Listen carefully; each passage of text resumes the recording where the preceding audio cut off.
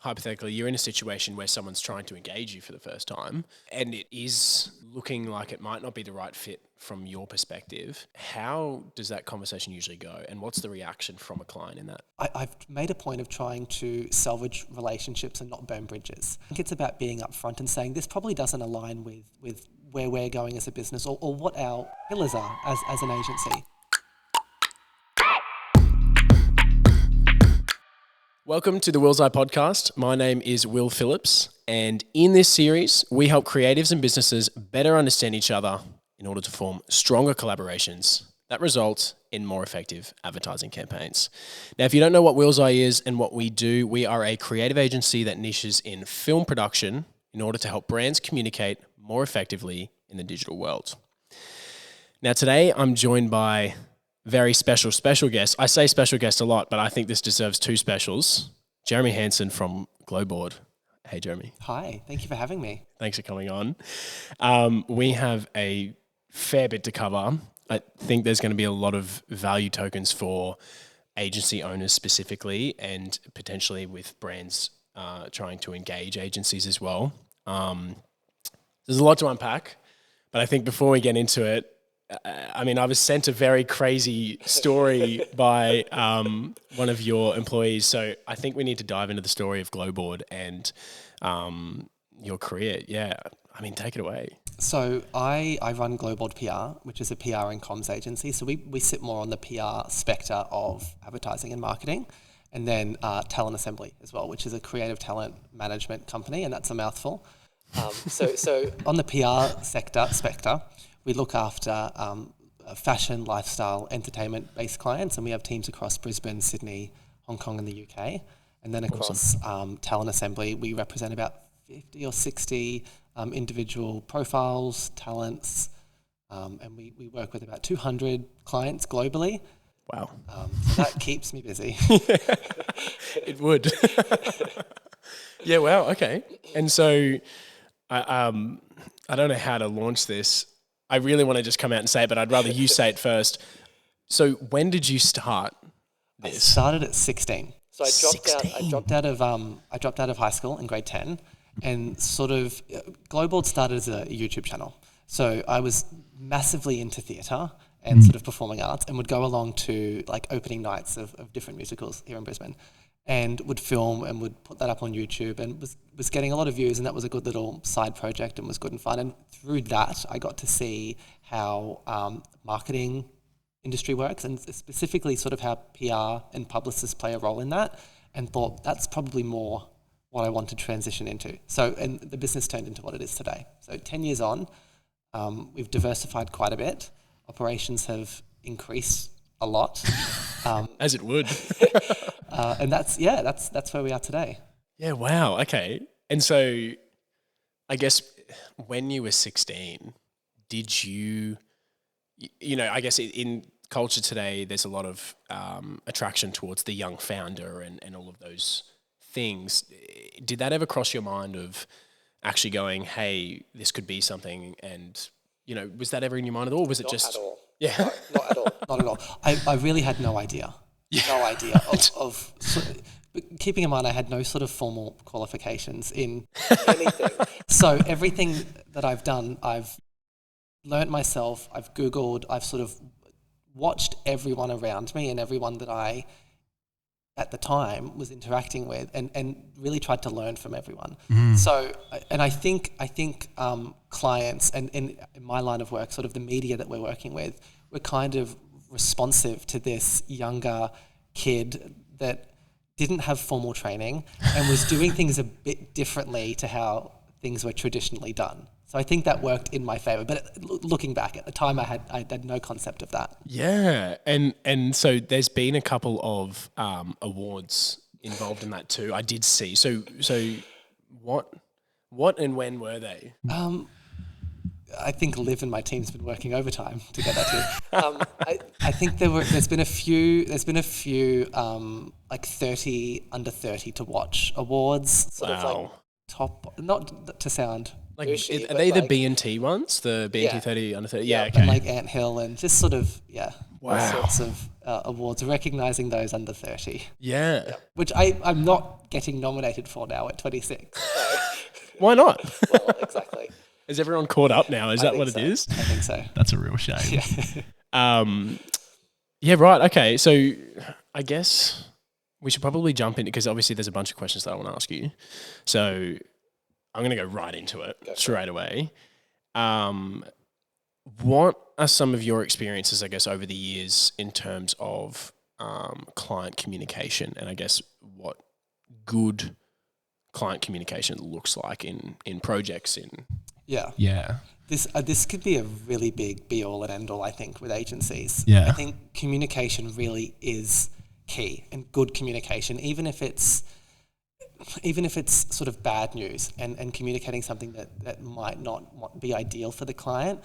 I've learned that it is always better to have that communication and to have sort of that open door policy in communicating with the client. And also, I think it's really key in communicating realistic expectations, Yes. I think at the end of the day, and this has taken me a while to learn, I think at the end of the day, it's good to keep in mind that the client is coming to you for your professional opinion on a matter, and sort of sugarcoating things or relaying things to the client that you think that they want to hear isn't beneficial at the end of the day. So I've really learned that it's in your best interest, and it's certainly in our best interest, to be realistic with the client and to go, look, that probably doesn't align with what we see the best outcome for whatever the project might be. My opinion would be X, Y, Z. And if you're looking to go another direction, maybe there's another agency that's better suited for you. But, in my experience, this might be the better way to go. And this is probably a realistic outcome of what we can deliver for you. So I think 9 times out of 10, the client is receptive to that and should be receptive to the honesty. And I think if they're not, you've probably sidestepped. You've dodged a bullet, maybe. Yeah, definitely. So I guess coming in with that, so hypothetically, you're in a situation where someone's trying to engage you for the first time, and it is looking like it might not be the right fit from your perspective. How does that conversation usually go, and what's the reaction from a client in that? Well, I think it's important to. I've made a point of trying to salvage relationships and not burn bridges, right? And I sort of keep that forefront of mind in day-to-day always, because you never know where people are going to be in a year, 5 years' time. So it's, again, I think it's about being upfront and saying this probably doesn't align with where we're going as a business or what our strong pillars are as an agency. So it's, I might know someone else that we can suggest to you. I think maybe this is a better way to go. But I try to keep in front of mind that it's important to not burn bridges and to salvage relationships and to keep things really civil and kind. Not that they would be nasty, but you know what I mean. What's the alternative? I know. Yeah. Okay, because, I mean, look, definitely coming from similar experience, obviously we play in different aspects of advertising, that's for sure. But the reality of things like client communication, they're kind of one and the same. Yeah. Especially communicating clear expectations. Yeah. And if things go wrong, also being on the forefront and getting the communication in straight away too. I think that's a really big part of it. I think honesty is the best policy, and I think it's so important that when a mistake's been made, because mistakes get made, we're not perfect, 100%. Mistakes are made, things occasionally fall through the cracks, especially in our line of work where it's very intense, there's a lot going on, sometimes things happen. I think it's really important to be able to say, look, that was a mistake, that shouldn't have happened. Yeah. We've learned from that, I think some good thought starters moving forward as to how we can do better. But I think it's important to accept ownership and it's important to have a solution. I say to my team, do not come to me with problems. Yeah. Come to me with the solution to fix it, right? Because that's just worthless. Literally, 100%. And I guess that's an interesting one because it probably brings us on to the next topic, which I want to make. I don't want to go too into it, the order here of what we've got, but obviously there's a bit about negotiation that I wanted to touch on too. But jumping into staff, because you're so right, as an owner of an agency, the reality is you're hiring people to take time away from you on jobs that you may have been doing already as you grow, right? Yeah. What's your experience with hiring, managing teams internationally? Because you've got a few offices around the world. Yeah. And for both companies, I assume too. Yeah. So what does that look like, especially what you were talking about where bring me solutions, not problems? Yeah. How does it all play out? It's a very tricky mix to get right. It really is. And it's something that, like, keeping in mind when the business started 10 years ago, it was me, with a laptop and my phone doing everything. And it's something I've learned as the business has grown as well. Yeah. And actually a really good learning point for me has been observing our clients, and sort of what their business structure might be and what I might like to take on board or might like to pivot with. Interesting. So it's a very delicate dance to get right. We transitioned to working primarily from home early on in COVID. So our teams now work from home all the time across Brisbane, Sydney, Hong Kong and the UK. Yeah, wow. Now, having those operations pre-COVID, sort of connecting the way the world does now, we were doing anyway. So part of it wasn't too foreign. We were somewhat used to sort of the Zoom call and connecting through that method, but working in the way that we do now, I think, has opened up some wonderful opportunities to be exposed to team members that we wouldn't have otherwise considered. We have team members that we've just hired a girl actually that is in Orange, New South Wales. So she's in the country. That's right. Yep. In New South Wales. She works 100% remote. There's no need to ever meet in person. That sounds harsher than it is. But she can. I mean, we're lucky to have her skills and her skill set, and I think in turn she's able to work for what I hope is a great agency that wouldn't have operations where she is. So I think in the traditional office workplace, sort of mindset, she wouldn't be working with us. But because of what COVID has brought to the table and that transition to working from home, it's been a wonderful opportunity. Yeah, and interesting how it's opened up this whole new realm of working because you're able to potentially get better talent as well. Yeah. In more remote locations and not have to worry about that being a limiting factor, right? That's exactly right. Yeah. Interesting. Okay. So how do you, across London, Hong Kong, it was London, Hong Kong, Sydney and Brisbane? Yes. That's right. Yeah. How do you maintain, the vision for the company and the culture across all of those teams? That's a tricky one to sort of tackle. I try to approach an open door policy very much so, metaphorically speaking. Yeah, it has to be. That it's special.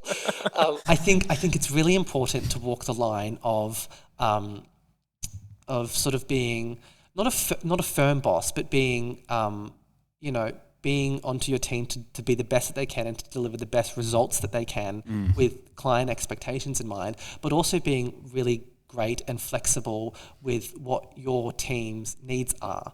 It's not uncommon that, someone will need to have a doctor's appointment in the middle of the day or need to go out and do, and we're in a position that actually really is okay. As long as it's not interfering with sort of, client meetings or big sort of internal whips or whatever we might have going on, that's okay. Sort of take care of what you need to, and as long as the work is done and it's good and it's on deadline, that's okay. So it's a fine line between sort of being the boss and wanting to not be strict, but being the boss. Yeah. And listening to your team and making sure that they are happy in their roles, that they are well equipped with what they need to excel in their roles. And communication's a big part of that. Communication is a really big part of that.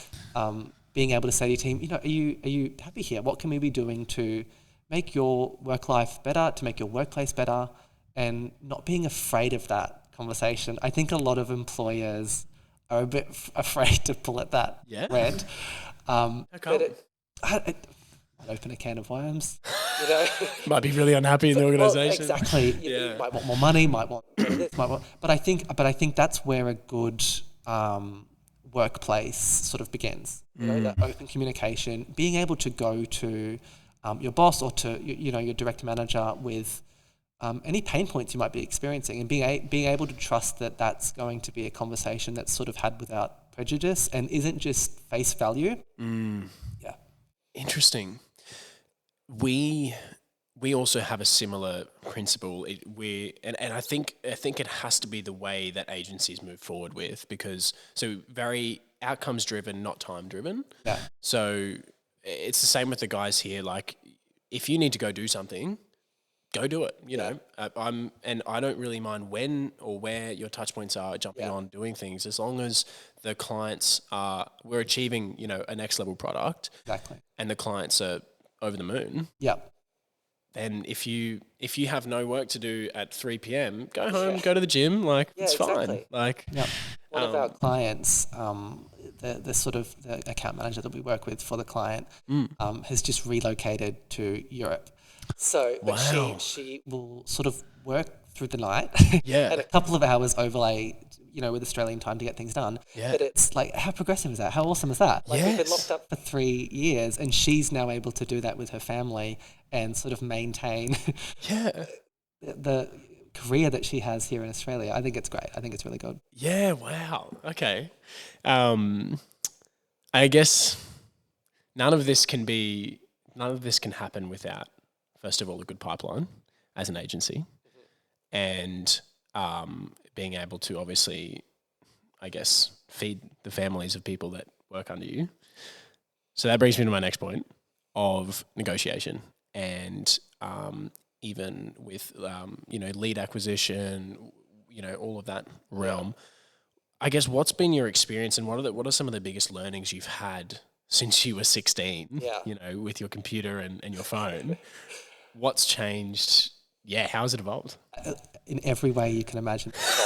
I think everything's a negotiation, right? Yeah. And I think in my day-to-day, there are a lot of different negotiations, right? So there's those negotiations between, with clients, if we're, contract renewals and that sort of stuff, which is probably a bit different to how we would then negotiate with media for coverage, because again, that's a dance that you... Whole different ball game. Yeah. And then, on the talent assembly side of things, we're right in the middle of deals between our talent and big commercial entities. So there's a lot of negotiation all day long. And I think it's important to come from a place of understanding what every party want as an outcome. Yes. And I think that starts from paying attention to the subtext and not necessarily what is being said, but having an idea of what either party mean. I think a good negotiation is when every party has left a little something on the table.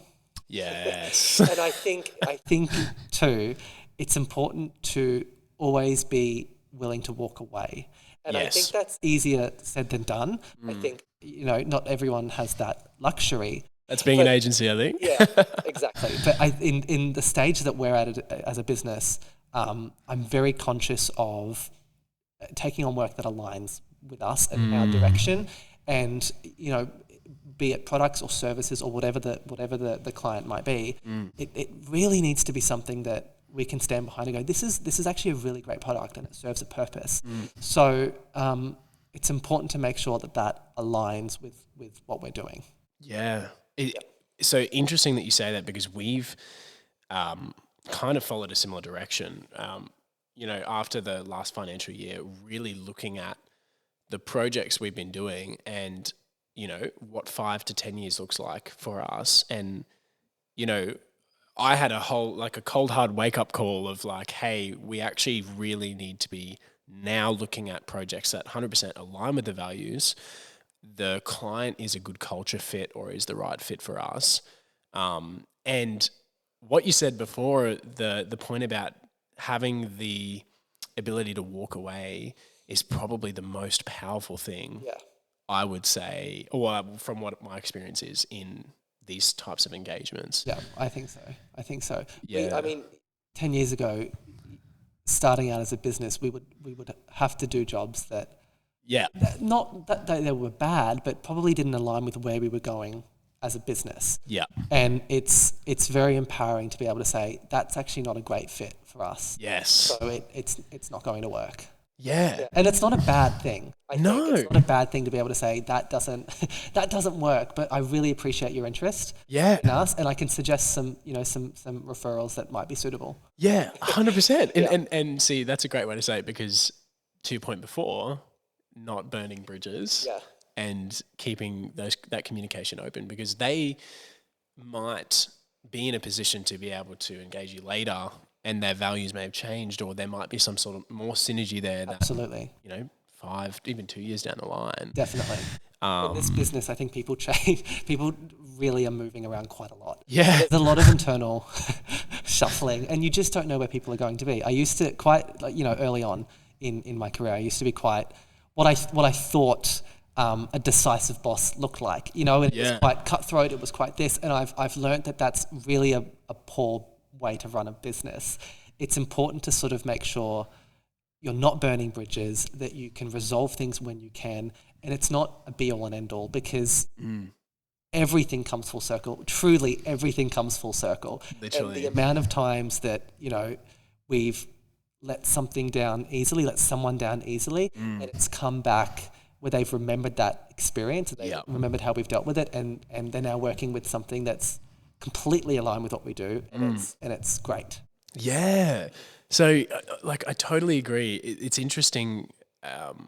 We've dealt with people, or I myself have dealt with people that are of the old-fashioned ways of advertising. It's totally changed.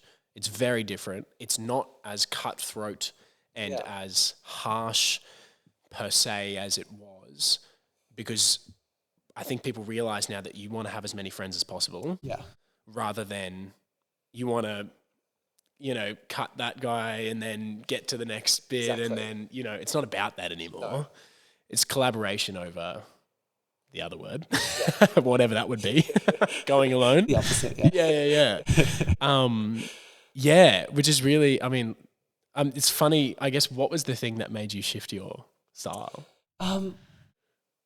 Was there a moment where you were like, this is not right? It's somewhat humiliating, I guess, when you've been a bit of a dick to someone because you think that's the correct way to be a CEO and to deal with it, and then it comes full circle, and you have that tail between your legs moment where it's like, oh, hi. So that's probably pivotal, I would say. Yeah.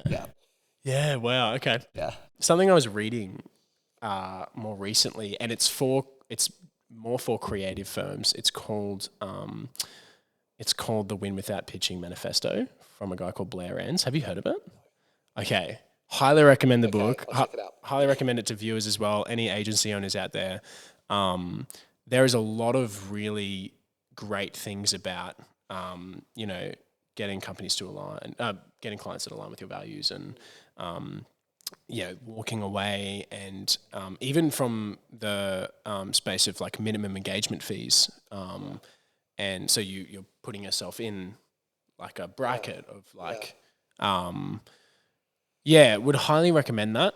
I guess, is there any experience with you in terms of like, first of all, using tools like a minimum engagement fee to get to the clients you want to, or is it more like word of mouth? Yeah, like how does that sort of work? I would say 90% of our clients have come to us off the back of content that they've seen through social of other work that we've done. Yeah, so a lot of clients come to us after seeing, whether it's news that we've generated for another client that's out through Instagram, or a video of a really great event or a really great fashion show or something. So a lot of clients come to us off the back of that. We've been very fortunate. I've been very fortunate in the sense that I've not had to go out and pitch massively. Yeah, right? nice. Not to say that, because the client approaches you and then, of course, you sort of pitch them off the back of what their brief might be. Yeah. But in the sense that you've not had to pound the pavements, cold call people to generate work. I think I was very fortunate in the sense that when I started at 16, word of mouth was very great. Yeah. In the sense that there's this 16-year-old kid that thinks he can do PR, And I think a lot of people were interested off the back of that. Yeah. So we've been very fortunate in the sense that potential clients have taken notice of work that we're putting out there and sort of have come knocking. Yeah, wow, okay. At what age did you bring on your first team member? I would say 17, 18. Wow. Yeah. Okay. Yeah. And the business has scaled. The business scaled up massively when we were working with a whole heap of clients that may not have been the best aligned, but sort of were money through the door. Yeah. And I think over the last 4 or 5 years, we've really scaled it back and refined both what our team looks like, what our workflow looks like, and what our client portfolio looks like. So it's such a more strategic way of working with a select group of clients that are not only products, services, whatever that we believe in as a team, but I think our portfolio now complements each other as clients. And what's really awesome is there's actually a bit of crossover with our clients. You know, if we happen to have a restaurant launch or a fashion show for something, we've got a whole heap of food and beverage clients that can completely intertwine into that. Yes. And it's a win-win for everyone across the board. So, and that's a constant act. I don't think there's a point that you get to where everything's just great and the business is perfect. It's a constant juggling act every day. Yeah. But I think in my role as a leader and where we are as a business, I've gotten to a deeper understanding of sort of a better way to operate. It's sort of a business, a better benchmark to aim towards. Yeah. Okay. So what is your role on a weekly basis consist of mostly now? Because obviously it would have evolved throughout the years. It's evolved a lot throughout the years. Yeah. It's very much team leader, leading our team, making sure our team are empowered to do what they need to do and are on top of what they need to, you know, across their day-to-day roles, managing our clients. It's a lot more higher level stakeholder management. Yeah. I think whereas, you know, 10 years ago, it was very much in the trenches dealing with media on that front line. It's now sort of those top level conversations of, you know, what does the next quarter look like and what sort of are we working towards and how is that going to look? And in that sort of planning stages with our clients to then put that into action with our team and what that plan of attack looks like. So there's a lot more stakeholder management of our team. And I think with sort of in our way of operating, I think people forget that, you know, we might work across 20 clients, 20 accounts, 20 businesses that we're so deeply intertwined with and how they operate. There's also the management of our business. Yeah. You know what I mean? And you still got to have time for that. Exactly. So that's a massive part of it as well. Yeah. Looking after our company culture and everything internally on our end as well. Yeah. Yeah. Wow. Okay. So talking about within the business now, and when you get time to work on the business rather than in the business, because that's a huge thing with agencies, right? Yep. And arguably every single business owner ever. Yeah. What does the future look like for GlowBored and Talent Assembly? I try not to think about it massively. Okay. Interesting approach. Yeah. I think we have a wonderful portfolio at the minute of businesses and clients that we work with. Yeah. I would like to see that grow, obviously. You'd hope. Yeah, with more well-aligned clients. But beyond that, I think I've made a career out of rolling with the punches. Not to say that there hasn't been planning involved, because obviously there is. Yeah. But I think we've been very good at sort of just rolling with the punches, saying yes to opportunities that arise that are going to be great. Yeah. And I think a big thing too is when you're handed an opportunity, run with it. Yeah. Like, do a good job. Yeah. And more will come off the back of that. Yeah. We've had so many clients that have referred us onto other businesses, or, you know, with sort of with clients that we might have started with across, you know, clients that might have quite a large umbrella of different businesses and different operations. If we might start off with across one sector and have done an incredible job, there's the opportunity to grow and to sort of hone that category with that client. So yes. Yeah, does that answer your question? I forgot what it was. What does the future look like? It's a broad question. So, but yeah, that's interesting. And so stepping into different categories of clients, so as in industry specific categories and things. And I guess honing in on those processes and those verticals, right? Yeah. To end up expanding in that industry. Is that what you were sort of meaning? Yeah, I think so. I think so. And it's I'm enjoying at the minute the continually evolving way of working. I'm actually finding that really enjoyable. So I think continuing to evolve with that and as sort of the conversation we're all having about what work actually looks like and traditional work looks like, how that evolves is really interesting. And being a pivotal part of that for our clients too is exciting. And I think continuing to foster our team and seeing where that goes, you know what I mean? And sort of empowering that not next generation of people coming through, and because the industry changes so fast paced. 100%. I thought it was changing quickly 10 years ago. It's another level today. Yeah. So like we plan and it goes out the window tomorrow. Yeah. So seeing how that changes and evolves and continues to grow is exciting. And I think that I actually really enjoy that. Yeah. Within my role and within the work that we do, sort of the spontaneity of it, and that no 2 days really are the same.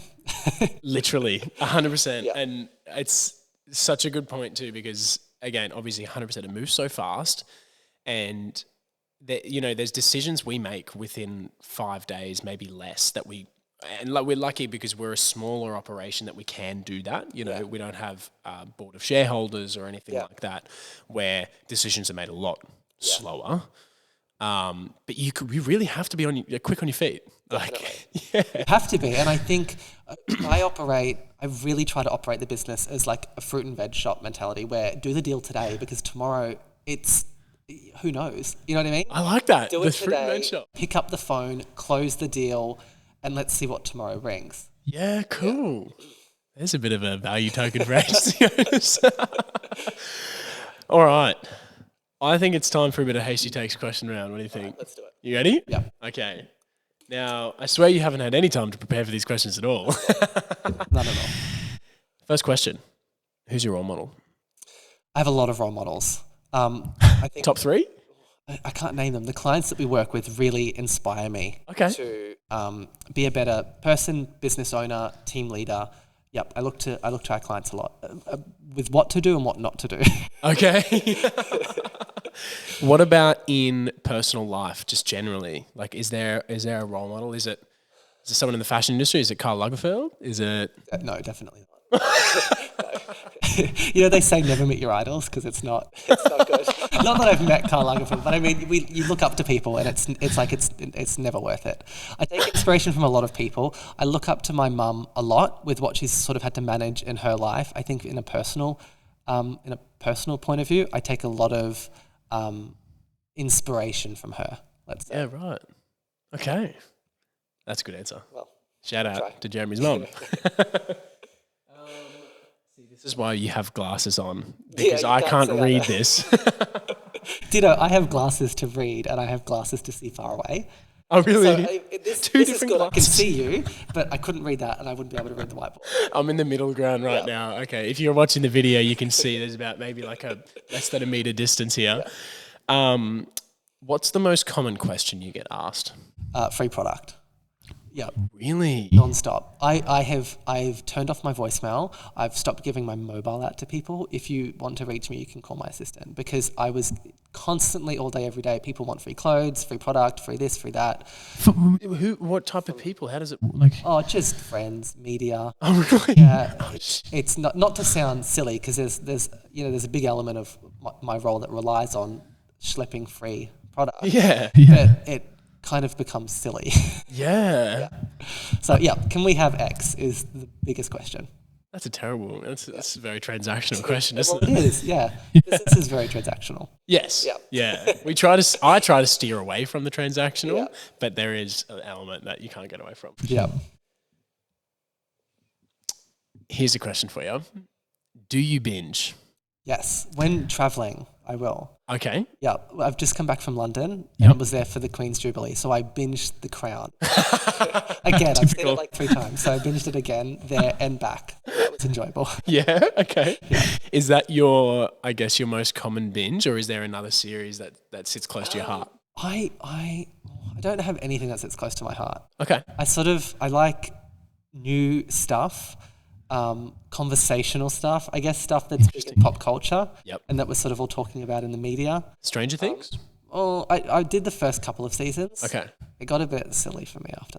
Okay, yeah, I haven't seen the new season either though. Sam raves about it though, Yeah. so. Yeah, the music's good. Yeah. It's pushed back into the charts.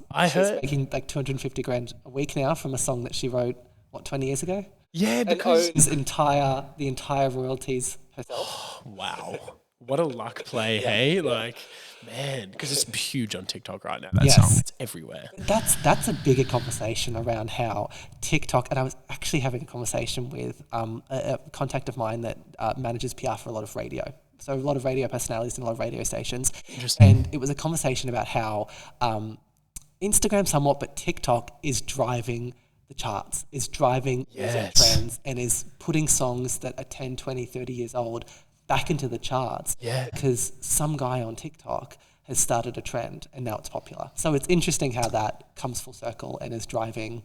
Yeah. Well, I was going to say, and I know this isn't part of Hasty Takes, because I definitely want to ask you this question though.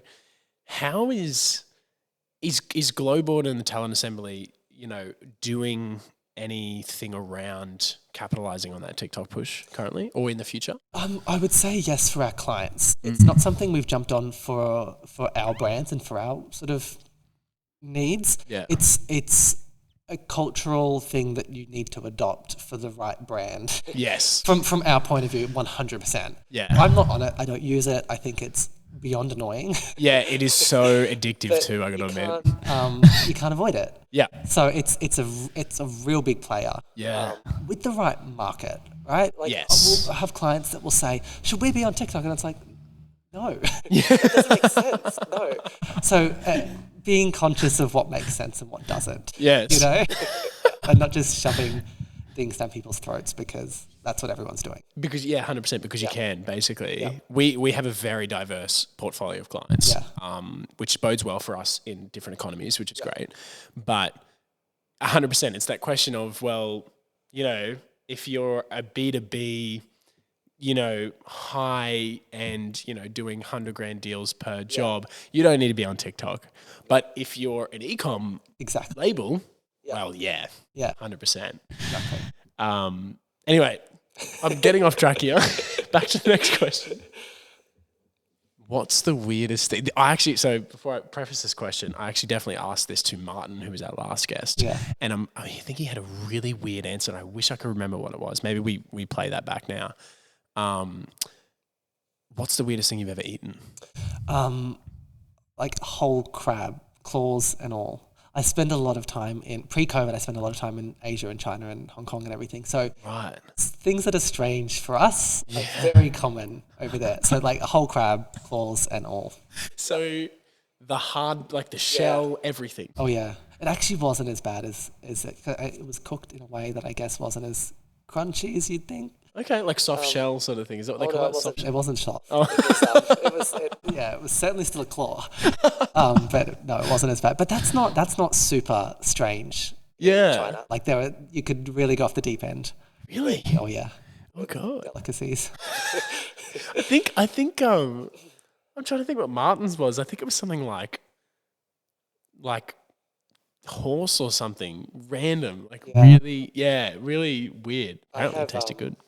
We have some English families staying with us at the minute, and it's funny managing those expectations of what. So, like, we go to Coles. Is there kangaroo? Is there crocodile? It's like most people don't have a barbecue on a Friday night and eat kangaroo. In my experience, so it's. What do you mean? I do that all the time. No. Not to say that I haven't tried it, but it's funny, isn't it? People's expectations of what different cultures might be. Yeah. Everyone thinks there's redback spiders and snakes around everywhere. Yeah. Like, is that what they? 100%. Yeah. 100%. They really thought that snakes, spiders, and kangaroos were going to be a bigger factor in their holiday than it actually has been. I have to explain that I've actually never seen a snake in real life. Really? Beyond like the zoo. Really? But in my day-to-day life, I've never been encountered by a snake. Wow. So, wow. Have you? Is it that common?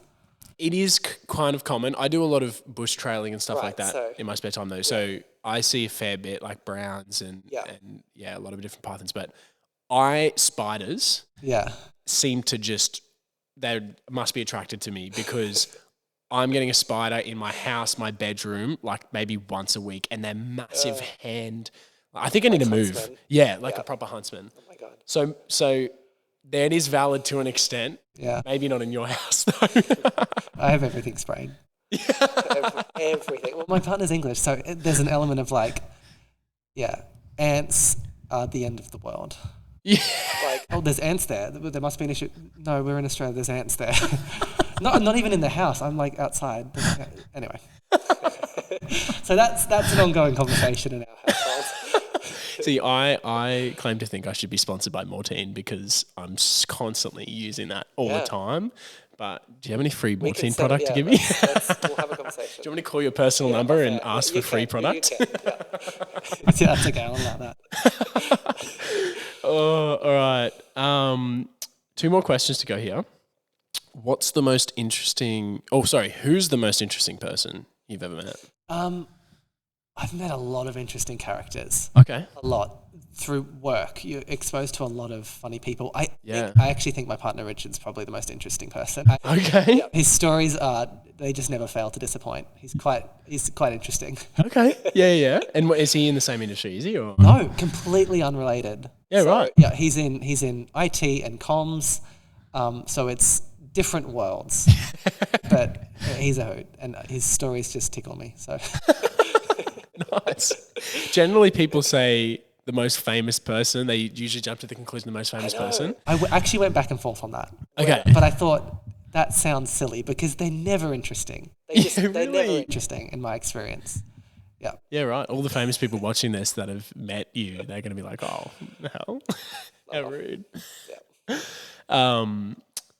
If you could be in any movie, what would it be and what character would you be? This is a good question. I would probably say The Devil Wears Prada. Okay. It's one of my favourite films. Yeah. Who would you be? Probably Emily Blunt's character. Yep. Probably. How come? I just think that's fun. It's fun. I think it's a fun, heightened version of the world that we work in. Yeah. It's not too far from the truth, but also it's very far from the truth. See, I've got to watch that movie because I actually haven't seen it yet. You should watch it. Yeah. Is it about like PR and stuff? It's a magazine world. Oh, okay. They sort of run runway, which I guess is meant to mirror Vogue and Anna Wintour. And it's a funny look at how the fashion world operates, but also isn't too far from the truth. So. Oh, very good. Well, that wraps that question round up. I think you did really well, by the way. Thank you. Very quick on your feet on answers too. I didn't prepare. Thank you so much for coming on. It was a real pleasure to have you. And is there any final things you wanted to mention? Any shout outs you want to give? Any? No. Before you wrap up. Thank you for having me on. This has been really great. I've enjoyed it. Thanks for coming. Awesome. That's a wrap. Cool. How good? Was that good or not? That was really good. What did you think, Sam? Yeah. Sitting there on your phone out of boredom, just like, oh, these guys, hurry up. Thanks for jumping into this episode of the Willseye Podcast. To follow our journey, you can search at Willseye on Instagram, Facebook, LinkedIn, and YouTube. To inquire with us, visit our website at www.willseyeproductions.com. Have a question you want us to answer on the show? Simply comment on any one of our Instagram posts or pretty much TikTok, YouTube, LinkedIn, anything, and we'll put it into the next episode. If you would like to be a guest on our show, simply get in touch with us on Instagram or email us at inquiry@willseyeproductions.com.